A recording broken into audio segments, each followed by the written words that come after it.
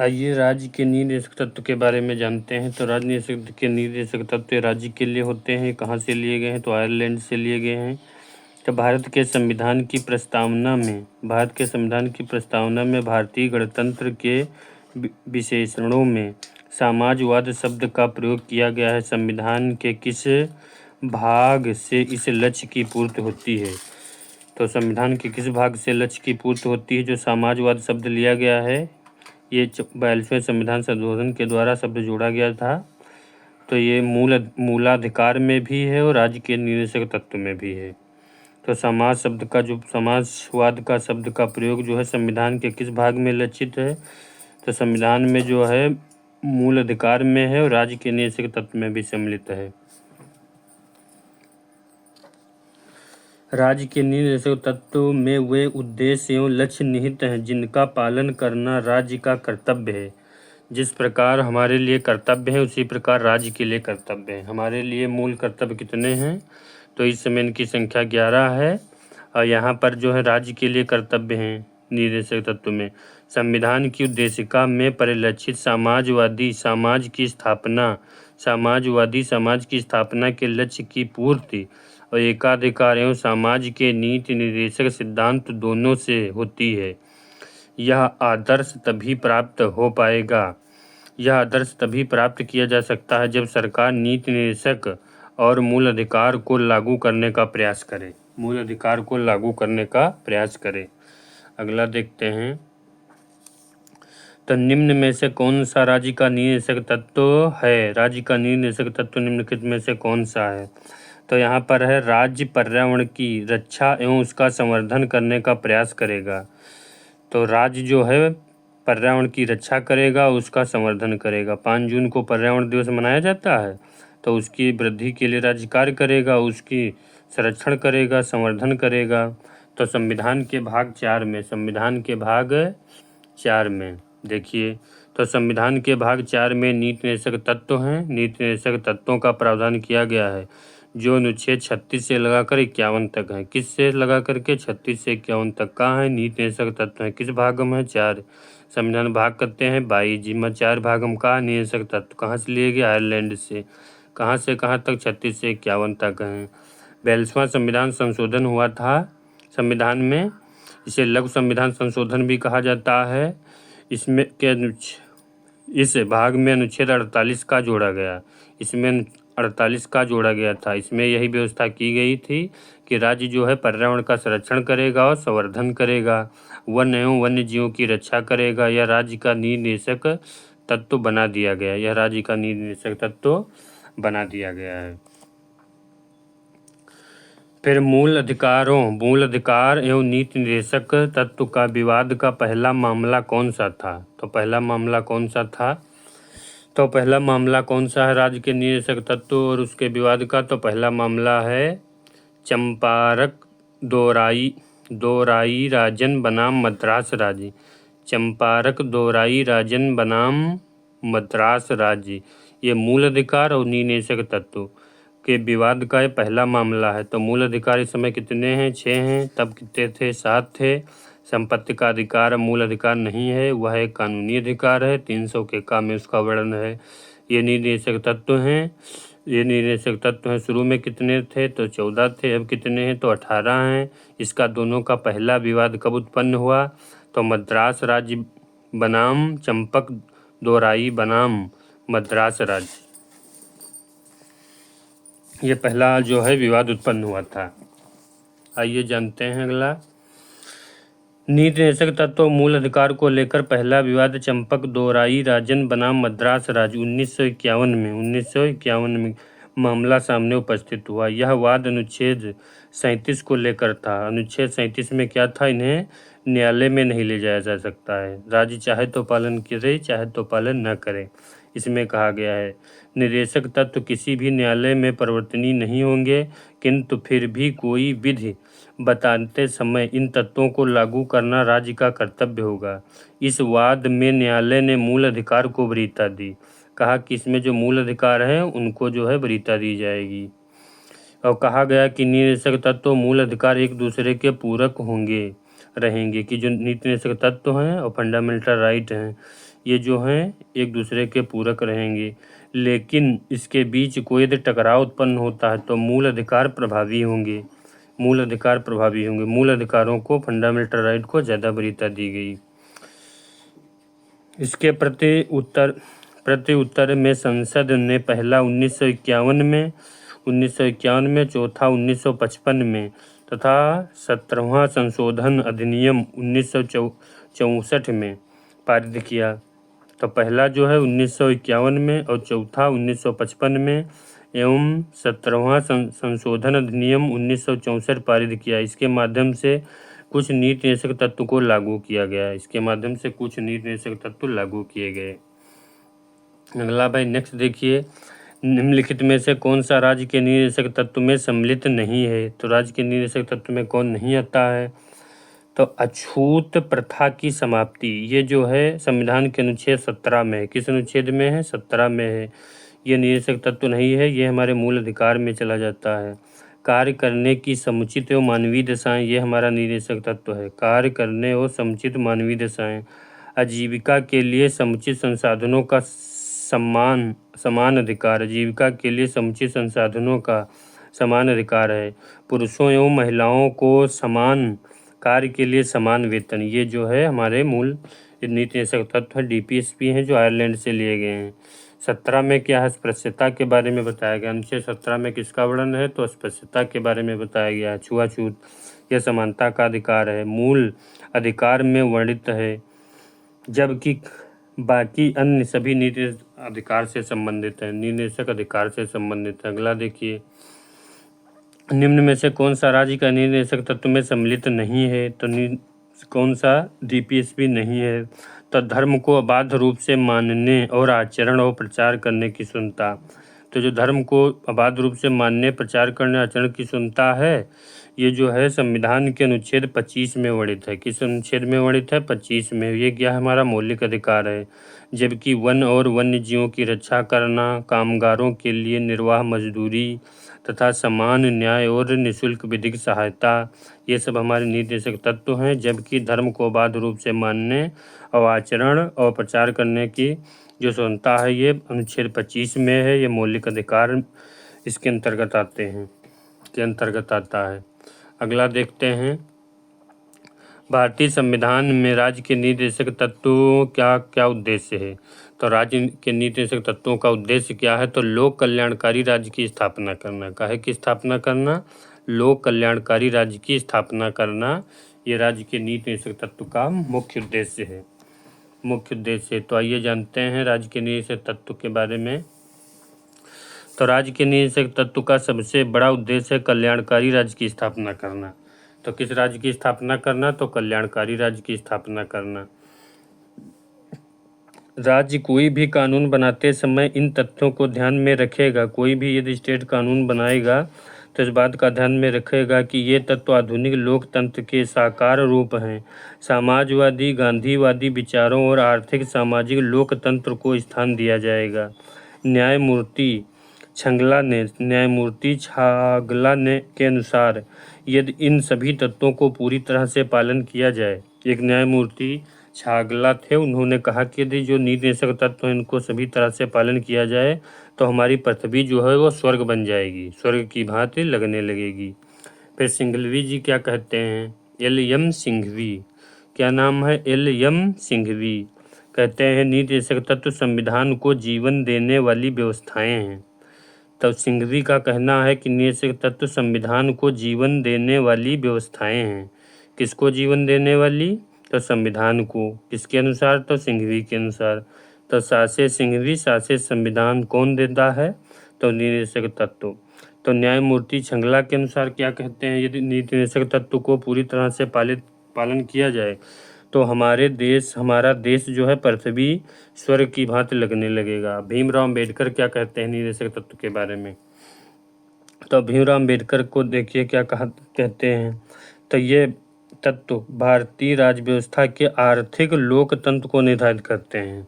तो आर्थिक लोकतंत्र को निर्धारित करते हैं, यह कथन किसका है? तो भीमराव अम्बेडकर का। किसके प्रति? तो राज्य के निर्देशक तत्व के प्रति। ऑस्टिन ने क्या कहा है? तो ऑस्टिन ने कहा है कि राज्य के जो निर्देशक तत्व हैं ये सामाजिक क्रांति के दस्तावेज हैं, सामाजिक क्रांति के दस्तावेज हैं। कौन कहता है? तो ऑस्टिन कहते हैं। अगला देखिए, भारतीय संविधान में निर्देशक तत्व किसके लिए हैं? जैसे हमारे लिए कर्तव्य हैं तैसे सरकार के लिए कर्तव्य हैं। तो ये किसके लिए हैं? सरकार के लिए। इनको कोई नहीं प्रभावित कर सकता है, इसको सीधे मतदाता प्रभावित करता है। 5 साल बाद जब चुनाव होता है तो मतदाता प्रभावित करता है। यदि राज्य सरकार निर्देशक तत्वों के सिद्धांत को क्रियान्वित नहीं करता है तो उसे पालन कराने के लिए कौन बाध्य कर सकता है? तो उसे पालन कराने के लिए कोई बाध्य नहीं कर सकता है, केवल मतदाता। 5 साल बाद जब चुनाव होता है तो मतदाता इसे प्रभावित कर सकते हैं।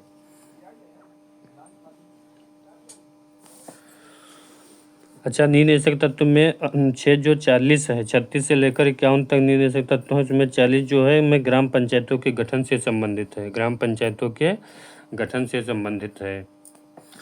नागरिकों के लिए समान सिविल संहिता का उल्लेख धारा 44 में किया गया है। अनुच्छेद कौन सा है? अनुच्छेद 44 है। और कार्यपालिका और न्यायपालिका को अलग रखने की बात अनुच्छेद 50 में की गई है। अनुच्छेद 50 में की गई है। फिर अगला नेक्स्ट क्वेश्चन देखिए, निम्नलिखित में से निर्देशक तत्व को ऐसा चेक बताया है कि जिसका भुगतान बैंक की सुविधा पर निर्भर करता है। तो बैंक की सुविधा पर निर्भर करता है, यह किसने बताया है? तो केटी शाह ने कि निर्देशक तत्व एक ऐसा चेक है जिसका भुगतान बैंक की सुविधा पर निर्भर करता है। ये केटी शाह ने बताया है निर्देशक तत्व के बारे में। देखिए, टीटी कृष्णमाचारी क्या कहते हैं निर्देशक तत्व के बारे में? टीटी कृष्णमाचारी ने कहा कि भावनाओं का यह एक स्थायी कूड़ा घर है। इन्होंने क्या कहा है? कृष्णमाचारी ने कहा है कि यह भावनाओं का एक स्थायी कूड़ा घर कहा है। देखिए, केसी वेयर ने इसे क्या कहा है? तो केसी वेयर ने इसे लक्ष्य एवं आकांक्षाओं का घोषणा पत्र कहा है। लक्ष्य एवं आकांक्षाओं का घोषणा पत्र कहा है। और सर आइवर जेनिक्स ने इसे क्या कहा है? सर आइवर जेनिक्स ने कहा कि यह सिडनी वेव और ब्रिटिश वेव के भूत इस पाठ के पृष्ठ में प्रवेश कर गए हैं। यह किसका कहना है? तो सर आइवर जेनिक्स का कहना है कि सिडनी वेव और ब्रिटिश वेव के भूत इस पाठ के पृष्ठ में प्रवेश कर गए हैं, यह उनका कहना है। फिर राज्य के निर्देशक तत्व एक चेक है, इसका भुगतान बैंक की सुविधा पर निर्भर करता है। यह कथन जो है केटी शाह का है, उन्होंने ही कहा है। निर्देशक तत्व हमने किस देश से लिए हैं? तो निर्देशक तत्व हमने जहाँ से लिए हैं उस देश का क्या नाम है? तो उस देश का नाम है आयरलैंड। उस देश का क्या नाम है? तो उस देश का नाम है आयरलैंड। वहाँ से हमने निर्देशक तत्व लिए हैं। फिर अगला देखिए, निर्देशक तत्व के विषय में, निर्देशक तत्व के विषय में कौन सा कथन सही है?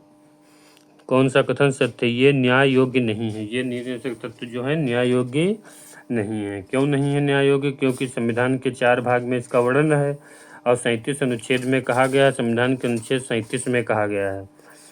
ये भावनाओं में अतिविष्ट उपबंध किया गया है, इसे न्यायालय में यह परिवर्तनीय नहीं होंगे। न्यायालय में यह परिवर्तनीय नहीं होंगे। तो निर्देशक तत्व किस भाग में है? तो भाग 4 में है। किस भाग में है? तो भाग 4 में है। आइए फिर अगला जानते हैं निर्देशक तत्व के बारे में किसने क्या कहा है। निर्देशक तत्व के बारे में तो पनिकर ने क्या कहा निर्देशक तत्व के बारे में? आर्थिक क्षेत्र में समाजवाद। पनिकर ने क्या कहा है कि आर्थिक क्षेत्र में समाजवाद। अंबेडकर ने क्या कहा है? आर्थिक लोकतंत्र। अंबेडकर ने क्या कहा? आर्थिक लोकतंत्र। पनिकर ने क्या कहा? आर्थिक क्षेत्र में समाजवाद।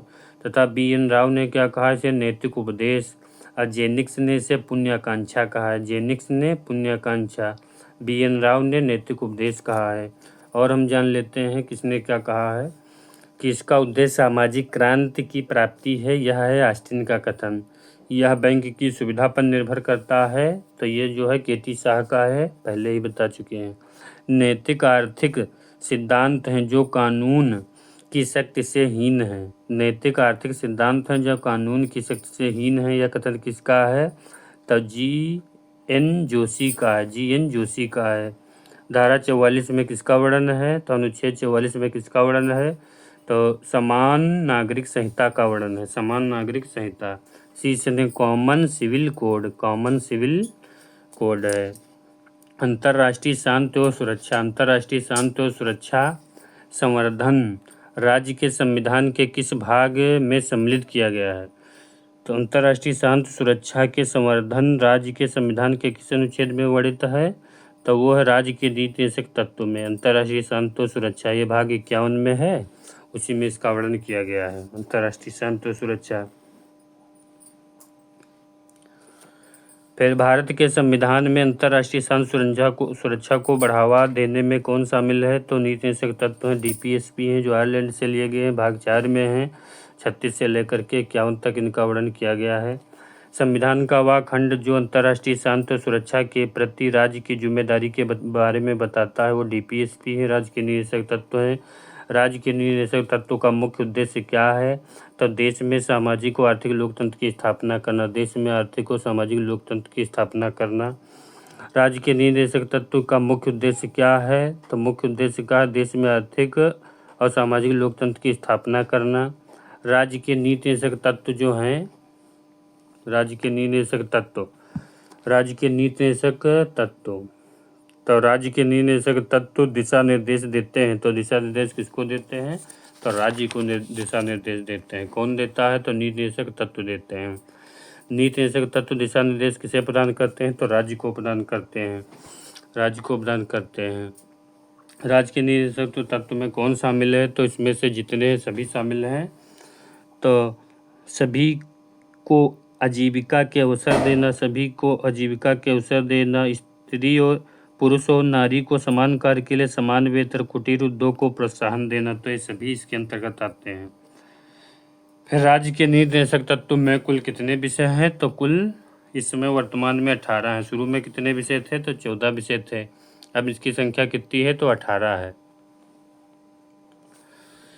तो नीति निर्देशक तत्व संविधान के किस धारा में दिए गए हैं? तो संविधान की किस धारा में है? तो 36 से लेकर के 51 तक, 36 से लेकर के 51 तक इनका वर्णन किया गया है राज्य के निर्देशक तत्व का। तो भारतीय संविधान में नीति निर्देशक तत्व के सिद्धांत में कौन शामिल है? तो देश के शासन में मूलभूत महत्व के हैं। भारतीय संविधान में नीति निर्देशक तत्व सिद्धांत हैं, देश के शासन में मूलभूत महत्व के हैं। ठीक है, सही है। किसी न्यायालय द्वारा लागू नहीं कराए जा सकते हैं, भी सही है। न्यायालय में अनुच्छेद 37 में कहा गया है कि राज्य का कर्तव्य है कि विधि निर्माण में उनका सम्मान करे, राज्य का कर्तव्य है कि विधि निर्माण में उसका सम्मान करें, ये भी बात सही है। तो राज्य के निर्देशक तत्व न्यायालय में नहीं ले जा सकते हैं, इसका वर्णन संविधान के किस अनुच्छेद में है? तो अनुच्छेद 37 में। किस अनुच्छेद में है? तो अनुच्छेद 37 में दिया गया है। सामाजिक आर्थिक उपबंध का वर्णन भारतीय संविधान के किस शीर्षक में मिलता है? तो सामाजिक आर्थिक उपबंध कहाँ पर मिलता है? तो निर्देशक तत्व में मिलता है, तो निर्देशक तत्व में मिलता है। तो 38 में किसका प्रावधान है? राज्य लोक कल्याण की अभिवृद्धि के लिए सामाजिक व्यवस्था बनाएगा। 38 में राज्य लोक कल्याणकारी की अभिवृद्धि के लिए व्यवस्था बनाएगा। 39 के काम में है समान न्याय निःशुल्क विधिक सहायता, समान न्याय निःशुल्क विधिक सहायता है। फिर 41 में कहा है कुछ दशाओं में काम, शिक्षा, लोक सहायता पाने का अधिकार है।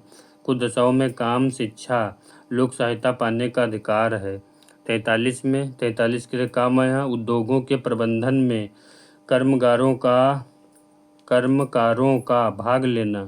तो 43 के लिए काम है उद्योगों के प्रबंधन के कर्मकारों में भाग लेना, कर्मकारों में भाग लेना। 44 में नागरिकों के लिए समान सिविल सहायता है।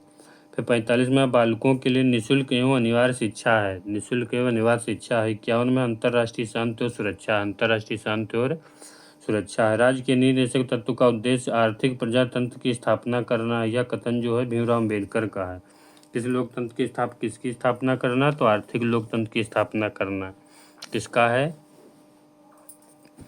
तो निर्देशक तत्व का है। राज्य के निर्देशक सिद्धांत संविधान के लिए जोड़े गए हैं, तो कौन सा जोड़ा गया है? तो मुफ्त, निःशुल्क या कानूनी सहायता।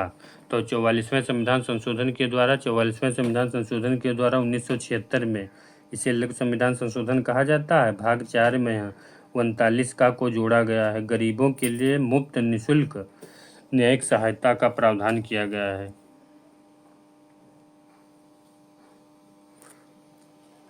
अगला देखिए, राज्य के नीति निदेशक तत्व में कौन सा कथन सही है? तो कौन से इसमें जो है कथन सही हैं?